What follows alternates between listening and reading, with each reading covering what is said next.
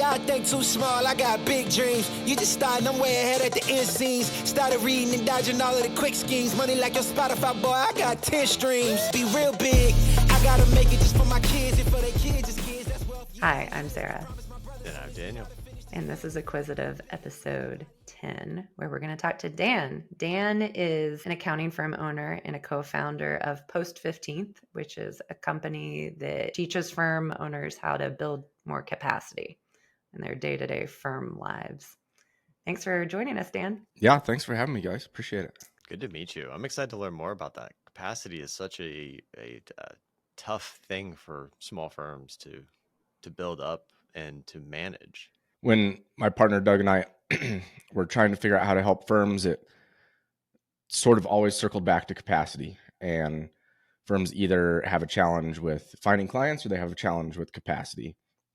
And so we helped them alleviate that through other means besides hiring more people. So price increases, efficiencies, things like that. So that's fantastic. So you got into that because you were a firm owner yourself and had that as an issue. Yep. And one of the reasons I asked you to come on is because you mentioned when we were doing a Facebook Live for the Capacity Builders Facebook group that you had sold an accounting firm or a part of your accounting firm.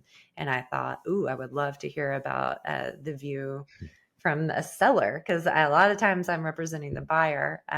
But I would love to hear about that. When was that? How many years ago? I worked for my dad's CPA firm for, since 2011 or so. I ran that part-time while I was a career firefighter. We actually had a senior accountant pass away unexpectedly. Oof.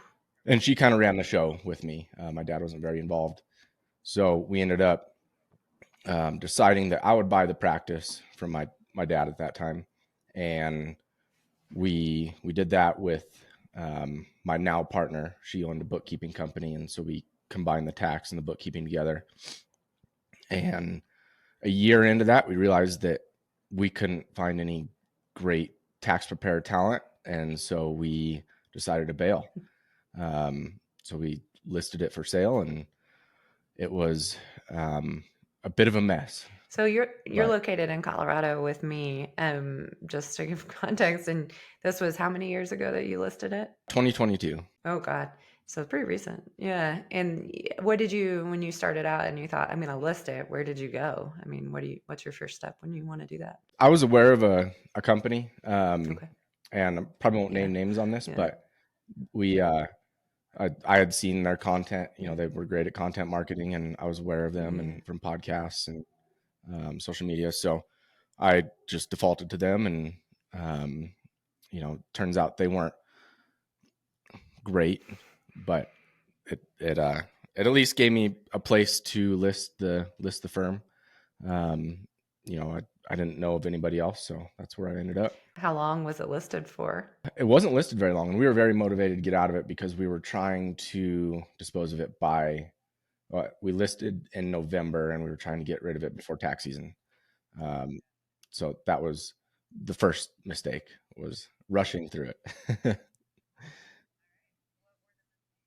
Yeah. So that would be the first one, was rushing through it. They would present buyers and I would vet them, and I turned down 5 or 6, but this one gentleman came along and he seemed to fit the bill pretty well. I actually don't know if I could have done better due diligence. I think he sounded great on paper, and I met him in person and, made all the promises. That turned out not going well. He didn't serve the clients very well. And really the biggest issue, I think, was client communication. We obviously told the clients we were selling, but there's an inherent trustful relationship with your accountant. It's like your doctor. It's a weird sort of business relationship that goes beyond business and transactions. And they were very upset with us. They were very mad. A lot of them were very mad at us. How did you say it? Did you say we're selling and we're getting out? Or were you like, oh, exciting new merger? Or how did you posit it? Yeah, we wrote a great email, and, very, worded very well so that it didn't sound like we were making a ton of money on them. Mm. And we, blasted that out to the entire client list, and the pushback was rough. We assured them that the new guy would be great, and that turned out not to be the case either. So there was kind of this snowball effect of clients getting pissed. Did you wait until closing to push that email out, or did you do it before? I can't remember exactly the timeline there, but sometime when it was pretty sure thing that we were getting out of it, because we needed to get ready for tax season. We ended up closing mid-January, I think. So it was tight. So was there some client attrition from this, or did they just get mad but ultimately stick around for a little bit? There was a major client attrition for the buyer, and partially because of that, partially because now this is where it gets sticky. We had a contractor that worked for us that decided to go into our client list and email blast everybody. Oh no! Oh my gosh! Right during that sale. And what'd they email? Basically talking crap about the new firm, that we were selling it to a guy on the East Coast, which is true, but he painted it in a picture that didn't sound so great. So obviously he heard from our attorney pretty quickly, because he violated everything in our contract as his contract, or as our contractor. So were you able to get any kind of like reparations or damages or anything from that? No. At this point, I just wanted to be done with it and move on with my life and the kind of new version of the business. So what a mess. So you're closing January 15th, tax season's looming. New guy is offsite, I guess, because he's on the East Coast. Your clients are automatically not interested. They're like surprised and not into this. And then a contractor emails everyone to further, I guess, not muddy the water, but like taint the pool. So it's very hard to find a new accountant in January, February, but there still people jumped ship. I mean, and I guess another question is, were you getting paid up front? Was this the guy got financing and he paid you up front, or was this like an earnout or a seller note? Yeah. So he paid us, I think it was half up front. Okay. And then I'm not sure if he got a loan for that or not. And then there was kind of an earnout to pay the balance as time went along. Okay. We ended up, because his attrition was so bad, and we ended up kind of doing a handshake deal to just stop payments at a certain point. Okay. Because he could only retain, maybe half of them. Oh my gosh. What size book of business are we talking? Like how much annual dollar? The sale was, after everything kind of whittled down, we got it. It was about 200,000. Okay. Gosh. So yeah. So what would you do differently in that instance? I would make it a very slow process to sell. Intentionally, start after tax season, communicate with each client almost individually, at least the bigger ones. Maybe an in-person handoff to the new, or at least a Zoom handoff to the new preparer. Okay. We gave him his information, he had their information, and he contacted them, but it was a little bit of a cold handoff, I think. I see. So they were not hearing so much from you. They got an email, and then they got a phone call from new guy, and that seemed to be insufficient. How long was the transition period? I mean, we were dealing with client issues together for probably most of that tax season, answering questions. There was a lot of work to, there's a lot of history with clients that just isn't in the tax return and isn't in the notes. A lot of intangible things that, he had questions on that we were happy to help out with, but it did drag on to the point where, and that's kind of why we decided just to shake hands and end the deal and just walk away. Because it just was taxing for my entire staff to always answer these tax questions. We didn't want to have anything to do with tax anymore at that point. Oh, so you were just selling the tax portion of the business? Just the tax. Yep. Got it. Okay. So now we're strictly bookkeeping. We're hyper niched in one industry. And we're right in our wheelhouse, which is amazing. And before we were trying to do everything. What industry? Roofing. Is that nationwide or? Yep. So we're all virtual. We have my business partners in South Carolina, and then we have staff in every time zone. Interesting. Okay. So how many staff members? We're up to about 9. Okay. Right now. Well, I have a client that I hope isn't watching. Yeah.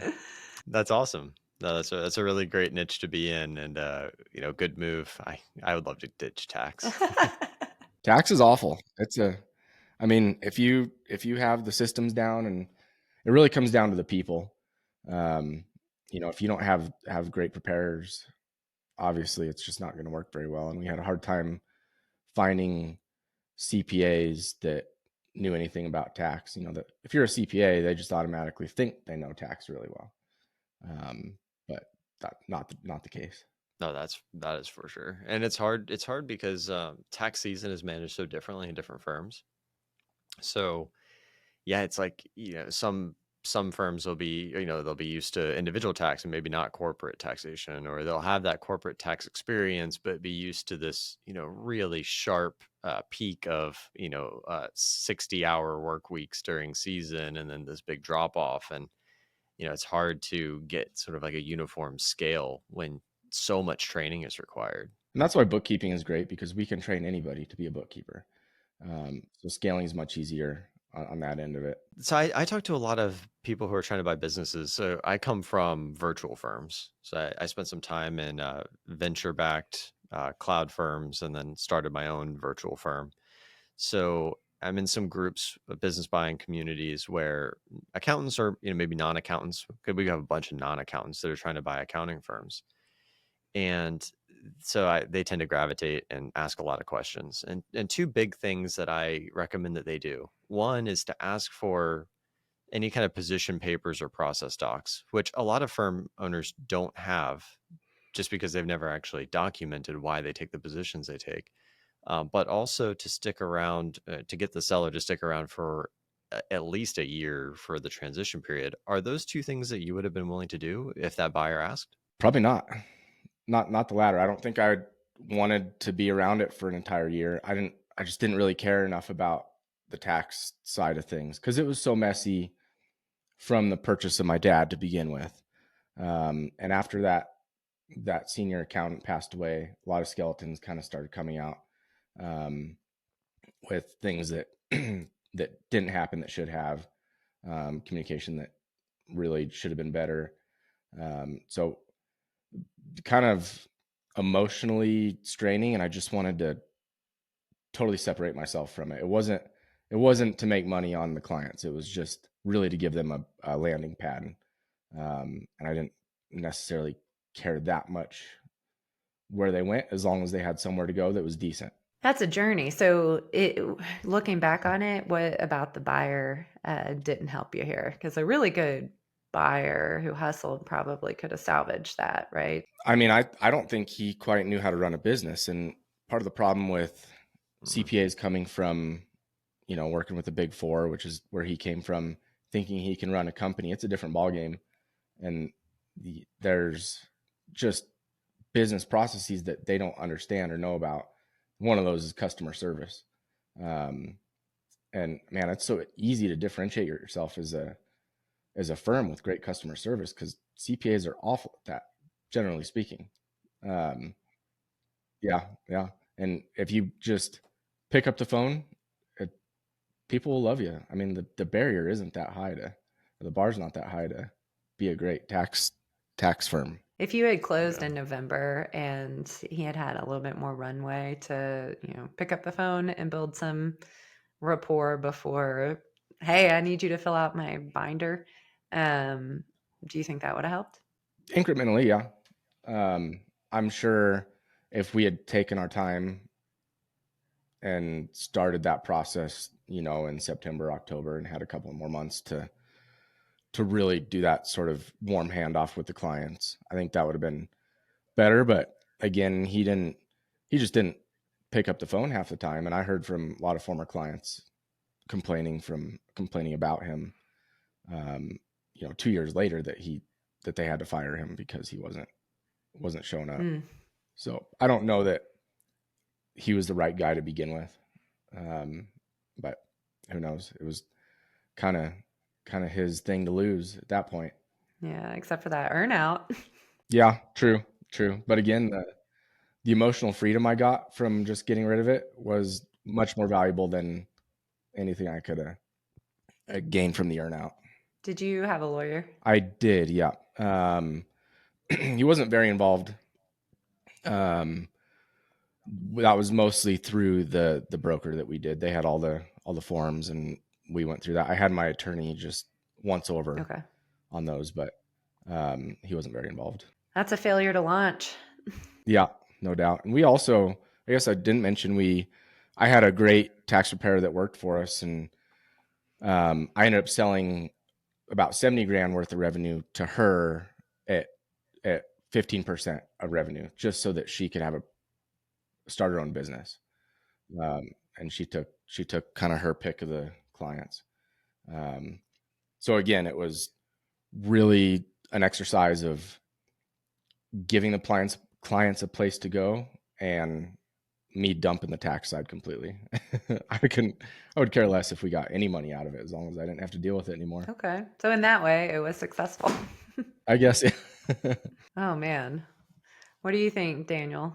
I mean, there are just so many layers and lessons to this. I mean, there's so many things we talk about so often, like finding the right buyer, being the right buyer, positioning yourself well to take on a firm, understanding that you can't just walk in and just do the tax preparation, or just, the roofing, or, whatever service you're buying. You can't just have that skill and expect to be able to run the business. You have to understand sales. You have to understand customer success and customer service. And so such a cautionary tale for so many buyers out there who maybe think that they are ready, they have the aspiration, but maybe need to develop some more of those soft skills. Yeah, I think it's a mismatch, right? Because, Dan, you were in a situation where, it's a little bit more of a fire sale and you were not wanting to, get it optimized for a couple years and sell at the greatest possible multiple. And you were not interested in hanging on for a year to 5 years to help grow it to the next phase. That's not the type of sale it was, right? And a buyer who already had an existing practice with good procedures and good, staff, who had capacity and wanted to pull in some tax work, might have been the right fit. But for somebody who was just fresh out of the Big Four and had no idea how to run a business, closing on something where there isn't the, stability of that super warm handoff mid tax season is just a disaster waiting to happen. It's a good point that really you shouldn't come off as being an employee and then go immediately buy a book of business. I think you should try to grow your firm organically first, get your systems down. Yeah. And then once you have that capacity and everything in place, then you can go buy a firm. But to come in cold like that, I think that's a bit of a mistake. It is hard to come in cold like that. But if you're plugging yourself into a situation where the owner's sticking around for a bit, and I have some folks like that where they say, I don't know how to do tax, so it's essential that this guy stays around because he's going to teach me. And that's part of their transition plan. That's one thing. But coming in cold like that with so little runway in January, that's just a bad fit. Just one other thought on this. I wonder if this is a challenge of the model of the sale, the structure of the deal itself, because when you are buying a portion of someone's revenue, when you're buying a particular revenue stream or a particular department, you can't, it'd be really hard to do that as like a startup. So you're starting a firm and buying a portion of someone else's revenue at the same time. If you are buying a business and you're assuming that business's name, you at least kind of have a little bit of that continuity. I mean, you can still come in and tank it by having terrible customer experience, but at least they're not going to work for a new company or going to work with a new company, starting a new engagement, signing a different contract with a different name on it, seeing a different name on the tax returns. So you have a little bit more continuity there. So I guess if anybody is listening to this and they're thinking about going out and buying a portion of a book of business. And I've seen several of these listed over the last couple of months, actually, where a firm is, maybe it's a business centric firm, kind of like mine, or, Dan, like yours now, where they're selling off the individual tax prep.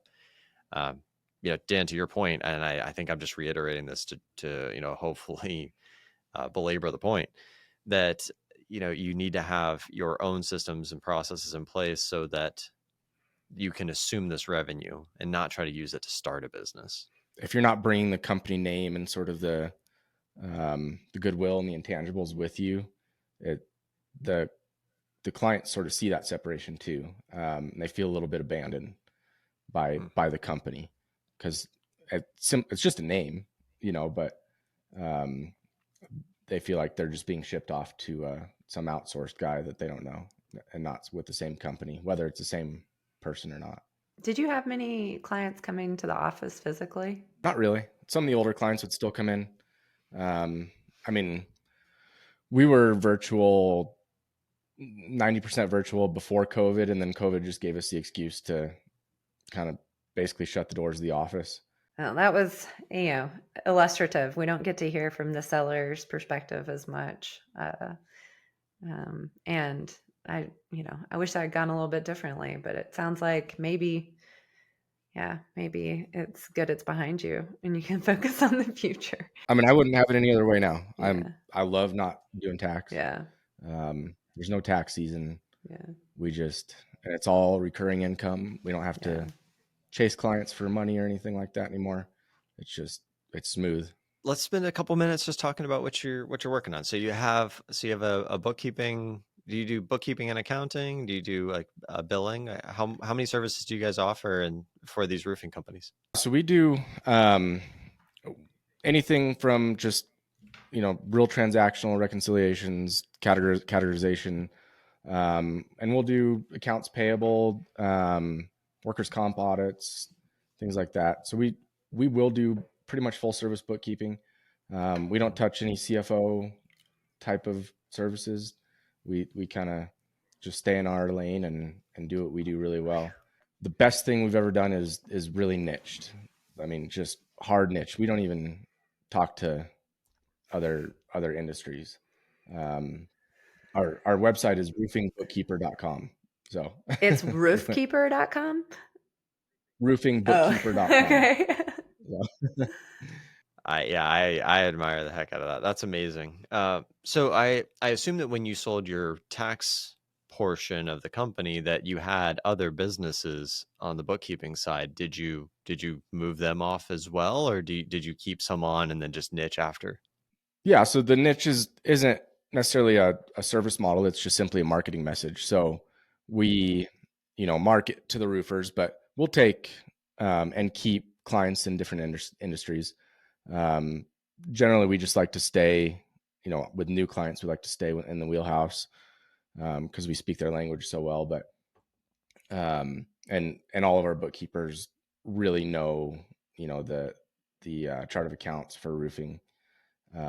So to construction fits in there pretty well too, but we don't want to go to e-commerce or something like that where we have to relearn some new COAs. But for the most part, it's just roofers. We do have some legacy clients from a long time ago, and they're happy that we're happy, that we serve them really well and exactly what we do. And they have a good tax preparer that does that for them, and it works out well. That's cool. Yeah. I've been dealing with something really similar with my firm. I'm in the process of a merger to expand capacity because I was trying to figure out that whole capacity thing, which I'd love to spend a couple minutes on if you have the time. Yeah. But yeah, so the niche now is, kind of project-based, project-centric service companies, professional service companies, which does encapsulate home service businesses, and then also some like IT, software development. So pretty much anybody that does like these short-term projects. We don't get into construction because we don't do anything with like long 6-month project and phase-based billing. Yeah, it's trying to define the niche around that, I think, is where I've been struggling lately, like, and it's just an exercise, I think, as a business owner. But my favorite little tagline has just been acquisitive businesses. That was kind of where Acquisitive came from and getting into acquisitions and all of that. So businesses that are looking to buy or grow through acquisition, businesses that are looking to sell. So it's been a kind of an interesting spin on a niche. But I mean, if you have the strength, the boldness to claim a specific niche like roofing, I love that. God, I love that. It doesn't mean you have to turn away business. It grows your business faster. I mean, because otherwise you're a commodity. You look at every, small tax and accounting firm's website, it says the exact same thing. They all look identical. And so you're not ever going to lose business by niching. I can just almost promise that. And again, it's a marketing message. It's not something that you have to turn down other business because you niched. That's just your message now. This is an incredible lesson for post-close. If you're buying an accounting firm, you're buying a bookkeeping firm, you want to know how to increase revenue. There it is. Yeah. Do that. That's such a golden nugget. It allows you to raise prices too. If you're an expert in a field or an industry or a service, niching doesn't have to be an industry. It can be a service as well. So that allows you to price higher, which creates capacity. And you can scale simply by price. Tell us a little bit about Post 15. What's going on there? What's the project? Partnered up with Doug Slaybaugh. He's the CPA coach. He's been doing one-on-one coaching for CPA firm or CPAs working in firms for a long time. He and I were really aligned on how we could help small firms grow and run better and basically take the shackles off some of these small businesses. People are just miserable running firms. They get stuck in this hamster wheel of taking on too many clients, not, saying yes to too many things, and they just are drowning in work, but they're not making a ton of money doing it. And so that's what we're trying to help folks figure out is, can you create a firm that creates capacity, and you can do whatever you want to do with that capacity, whether you want to take on more clients and make more money or spend the weekend with your family. So it's really about creating freedom in your firm through intentionality and some tactic.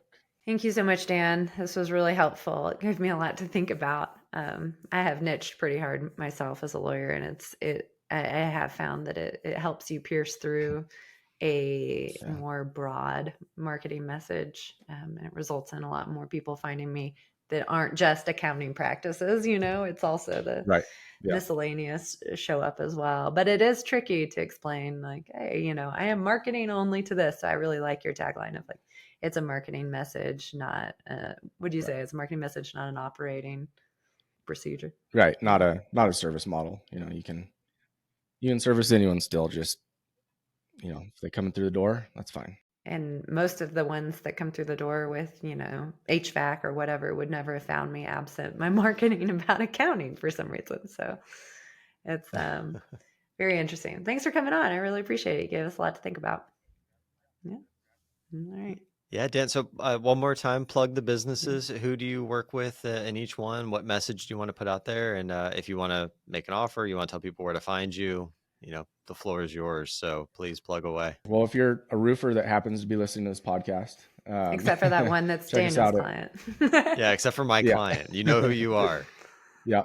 Roofingbookkeeper.com. And then if you are a firm owner and you're struggling with capacity, check us out at post15th.com. We have basically a coaching program and some tools to help you build capacity in your firm. Fantastic. Awesome. So this has been episode 10 of the Acquisitive Podcast with Dan. So if you got some value from this, please like and subscribe.